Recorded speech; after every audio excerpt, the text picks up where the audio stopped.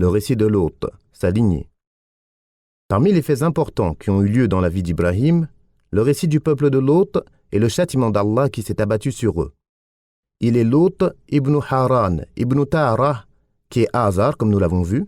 Lot est le neveu d'Ibrahim, l'ami privilégié d'Allah, puisqu'Ibrahim, Haran et Nahor sont frères. Le peuple de Lot. Sur ordre de son oncle, Lot quitta le lieu où s'était installé Ibrahim. Il se rendit à Sadoum, sur les terres Raour-Zarar. La ville de Sadoum était la principale ville de cette région, et d'autres cités y étaient accolées. Ses habitants comptèrent parmi les plus libertins et les plus mécréants, les plus mauvais et les plus vils des gens. Ils agressaient les voyageurs et commettaient des péchés abominables sans que personne d'entre eux ne les exhortât à y renoncer. De plus, ils ont initié un péché qu'aucun être humain n'avait commis avant eux. L'homosexualité, en délaissant les femmes qu'Allah a créées pour ses serviteurs pieux. Lot les appela à l'adoration d'Allah, l'unique, sans associé, et les exhorta à renoncer au péché, turpitude et à leurs pratiques abominables. Mais ils persistèrent dans l'égarement, la transgression, la débauche et la mécréance. Allah fit alors descendre sur eux un châtiment qu'ils ne purent repousser, auquel ils ne s'attendaient pas et qu'ils n'imaginaient point. Allah fit d'eux un exemple à méditer et une exhortation pour les gens doués d'intelligence.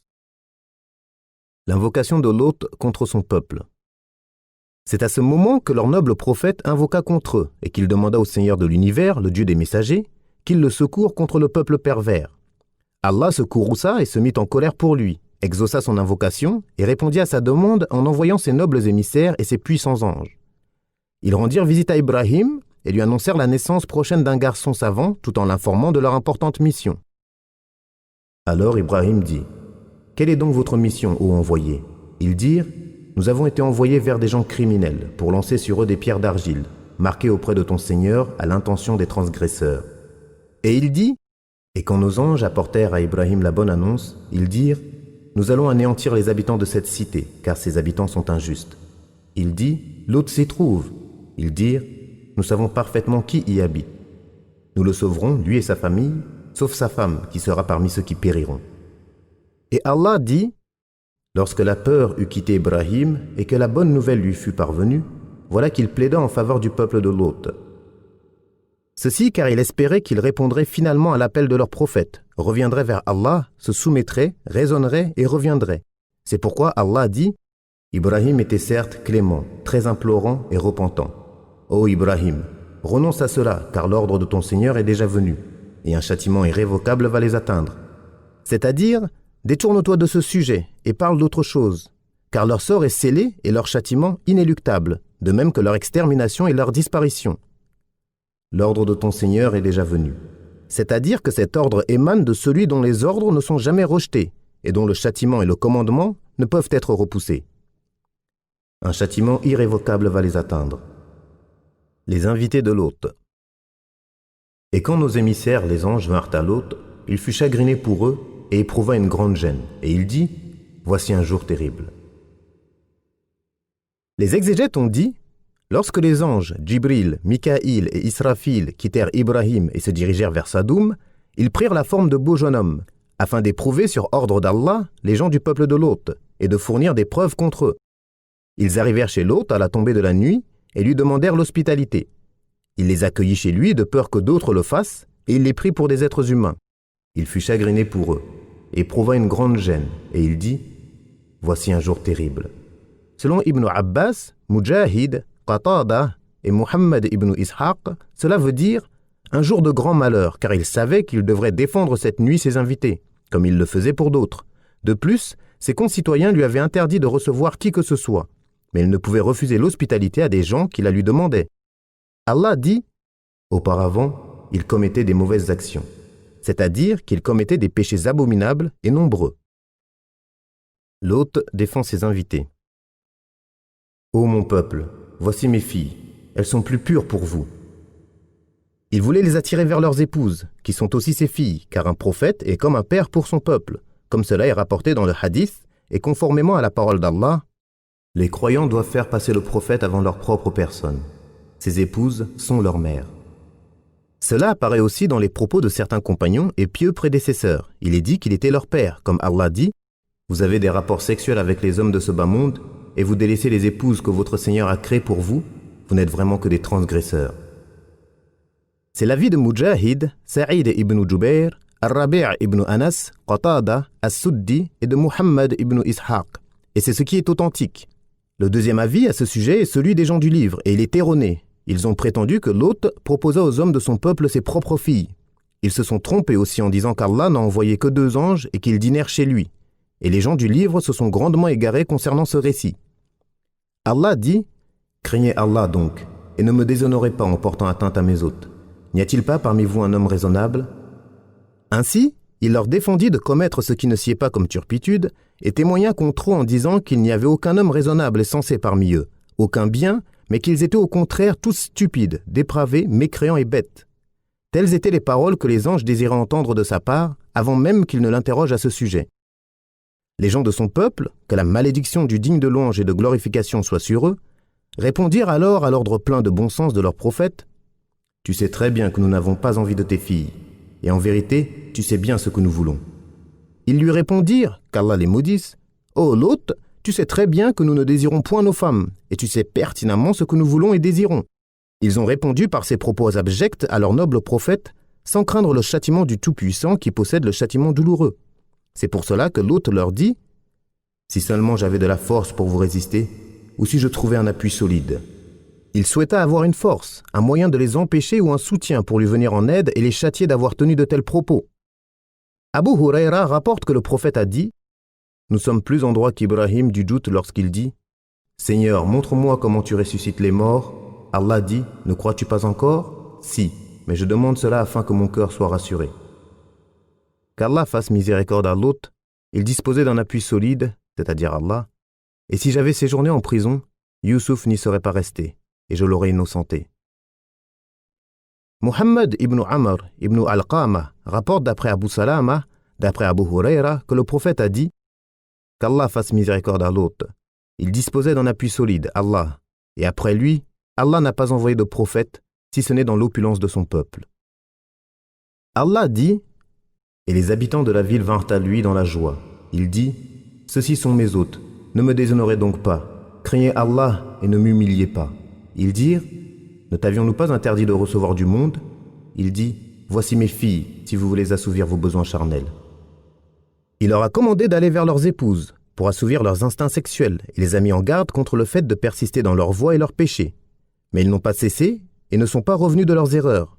Plus encore, à chaque fois qu'il le leur interdisait, ils voulaient plus encore atteindre ses hôtes, sans savoir ce que le destin leur réservait et sans se rendre compte du sort qui les attendait le lendemain. C'est pour cela qu'Allah dit, en jurant par la vie de son prophète, « Par ta vie, ô Muhammad !» Ils persistèrent dans leur égarement. La destruction du peuple de Lot.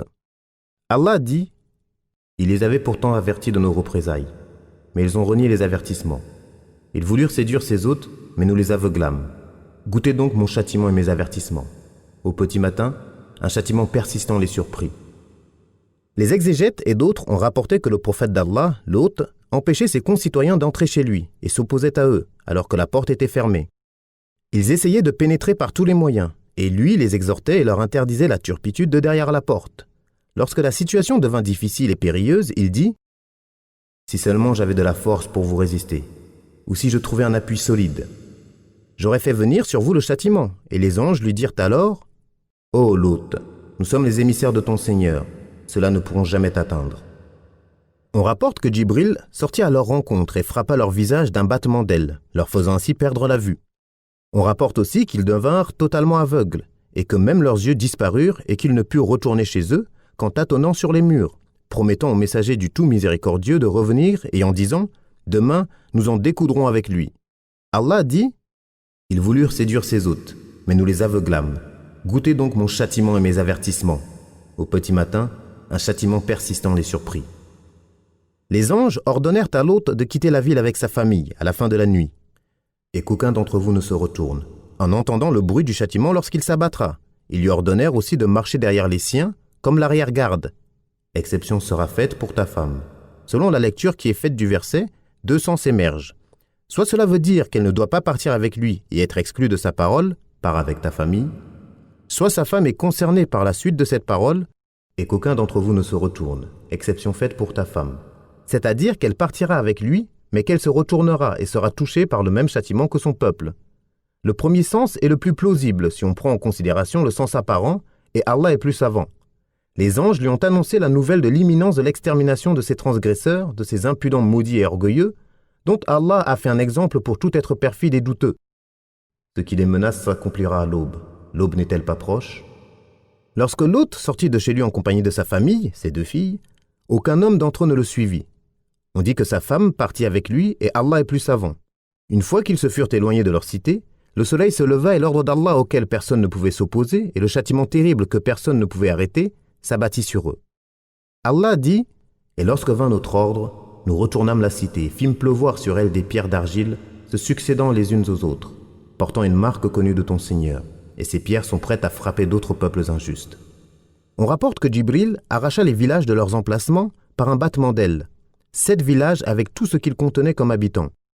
On dit qu'ils étaient au nombre de 400 ou encore 4000. Djibril éleva tous ces villages avec leurs habitants, leurs animaux et leurs terres jusqu'au ciel, au point que les anges ont entendu les cris de leurs coqs et les aboiements de leurs chiens. Puis il les renversa. Nous fîmes pleuvoir sur elles des pierres d'argile, Sijil. Sijil est un nom perse qui a été arabisé, et il désigne ce qui est dur, robuste et solide, se succédant les unes aux autres, dans leur descente sur eux depuis le ciel, portant une marque connue de ton Seigneur. Cela signifie que chacune de ces pierres portait le nom de celui sur lequel elle allait s'abattre. Allah dit aussi « des pierres d'argile, marquées auprès de ton Seigneur à l'intention des transgresseurs. » Allah dit également « et nous fîmes pleuvoir sur eux une pluie de pierres, et quelle mauvaise pluie que celle des gens avertis. » Allah dit « et il a anéanti le village de Lot, et le recouvrit du châtiment dont il les recouvrit. Quel bienfait de ton Seigneur mets-tu en doute ?» C'est-à-dire qu'il les a renversés de fond en comble et a fait pleuvoir sur eux une pluie de pierres d'argile, se succédant les unes aux autres, portant le nom de chaque personne sur laquelle elle devait s'abattre, les résidents, mais également les absents parmi les voyageurs et les exilés. Le châtiment de la femme de Lot. Certains sont d'avis que la femme de Lot est restée avec son peuple, tandis que d'autres rapportent qu'elle partit avec son époux et ses 2 filles, mais en entendant le cri et la chute de la ville terrible, elle se retourna vers son peuple et désobéit à l'ordre de son Seigneur et dit « Ô mon peuple !» Une pierre tomba alors sur elle, lui fracassa le crâne et la fit rejoindre ses concitoyens, puisqu'elle professait leur religion et les informait à propos des invités de Lot. Allah dit « Allah donne comme exemple aux mécréants la femme de Nour et la femme de Lot. Elles étaient sous l'autorité de 2 de nos pieux serviteurs. Toutes les 2 les trahirent et ils ne leur furent d'aucune aide contre le châtiment d'Allah. On leur dit « Entrez en enfer avec ceux qui le méritent. » Elles les trahirent dans la religion en refusant de les suivre et nullement en commettant l'adultère, à Allah ne plaise. En effet, Allah n'aurait pas permis à l'épouse d'un prophète de commettre l'adultère. Comme l'a dit Ibn Abbas et d'autres savants parmi les anciens et les contemporains, aucune épouse de prophète n'a commis l'adultère, et celui qui prétend le contraire commet une erreur monumentale. Lors de la fausse accusation d'adultère portée contre la mère des croyants, Aïcha, la fille du véridique, l'épouse du messager d'Allah, Allah révéla son innocence lorsque les menteurs propagèrent leur invention. Il réprimanda les croyants, les blâma, les sermonna, les exhorta et les mit en garde, et il dit « Lorsque vous colportiez la nouvelle avec vos langues et disiez de vos bouches ce dont vous n'aviez aucune connaissance, vous pensiez que c'était insignifiant alors que pour Allah c'est énorme. Si seulement lorsque vous l'avez entendu vous aviez dit « Nous ne devons pas en parler, gloire et pureté à toi, Seigneur, c'est une énorme calomnie. » C'est-à-dire qu'ils auraient dû dire « Gloire à toi, il ne convient pas que l'épouse de ton prophète soit ainsi. » Le châtiment de ceux qui agissent comme le peuple de Lot. Sa parole, et ces pierres sont prêtes à frapper d'autres peuples injustes, signifie que ce châtiment n'est pas éloigné de ceux qui agissent comme eux. C'est pour cela que certains savants ont estimé que le sodomite doit être lapidé, qu'il soit marié ou non. C'est notamment l'avis d'Ash-Shafi'i, Ahmad ibn Hanbal et de très nombreux imams. Ils ont également utilisé pour argument ce qui est rapporté d'après Ibn Abbas, qui rapporte que le prophète a dit « Si vous trouvez quelqu'un agissant comme le peuple de Lot, tuez alors le passif et l'actif. » Pour Abu Hanifa, le sodomite doit être jeté du haut d'une montagne et être lapidé, comme cela a été fait au peuple de Lot, en raison de la parole d'Allah, et ces pierres sont prêtes à frapper d'autres peuples injustes. Et nous avons laissé des signes pour ceux qui réfléchissent. Allah fit de l'endroit où se trouvait cette cité un lac fétide, dont on ne peut tirer profit ni de son eau, ni de ce qui l'entoure comme terre, en raison de leur mauvaise qualité et leur saleté. Elle devint donc une leçon, un exemple, une exhortation et un signe de la puissance, de l'immensité et du pouvoir d'Allah, lorsqu'il se venge de celui qui s'oppose à son ordre, renie ses messagers, suit ses passions et désobéit à son maître. C'est également une preuve de sa miséricorde à l'égard de ses serviteurs croyants qu'il sauve des périls et qu'il fait sortir des ténèbres vers la lumière. Comme Allah dit, « Il y a là un signe évident, mais la plupart d'entre eux ne croient pas. Ton Seigneur est vraiment le Tout-Puissant, le Très Miséricordieux. » À l'aube, le cri les saisit, et nous renversâmes la ville de fond en comble et fîmes pleuvoir sur eux des pierres d'argile dures. Voilà vraiment des preuves pour ceux qui réfléchissent. Elle, cette ville, se trouve sur un chemin connu de tous. Voilà vraiment un signe pour les croyants. C'est-à-dire que quiconque observe avec attention et perspicacité verra comment Allah a changé ce pays et ses habitants et comment il a fait d'une ville habitée et animée une ville morte et en ruine. Elle, cette ville, se trouve sur un chemin connu de tous. C'est-à-dire sur une route connue de tous et empruntée jusqu'à aujourd'hui, comme il dit, « Vous passez certainement devant eux le matin et la nuit. Ne raisonnez-vous donc pas ?» Allah dit, « Et nous avons laissé les ruines de cette cité comme signe évident pour des gens qui raisonnent. Et nous fîmes sortir de la ville les croyants, mais nous ne trouvâmes qu'une seule maison de gens soumis, et nous y avons laissé un signe pour ceux qui redoutent le châtiment douloureux. » C'est-à-dire que nous avons fait de cette ville une leçon et une exhortation pour ceux qui craignent le châtiment de l'au-delà. Le tout miséricordieux, bien qu'ils ne le voient pas, redoutent de comparaître devant leur Seigneur, préservent leurs âmes des passions, renoncent aux interdits d'Allah et à la désobéissance, et craignent de ressembler au peuple de Lot. Et quiconque cherche à leur ressembler, même si ce n'est pas totalement, fait partie d'eux. Comme quelqu'un a dit, « Même si vous n'êtes pas totalement semblable au peuple de Lot, le peuple de Lot n'est pas loin de vous. » L'homme raisonnable, sagace, intelligent et qui craint son Seigneur accomplit les ordres d'Allah et accepte ce vers quoi le prophète l'a guidé, en assouvissant son désir avec les épouses licites qu'Allah a créées pour lui, ainsi que les esclaves séduisantes. Et il doit prendre garde à ne pas suivre tout démon rebelle, sinon la menace se réaliserait contre lui et il entrerait sous la parole d'Allah, et ses pierres sont prêtes à frapper d'autres peuples injustes.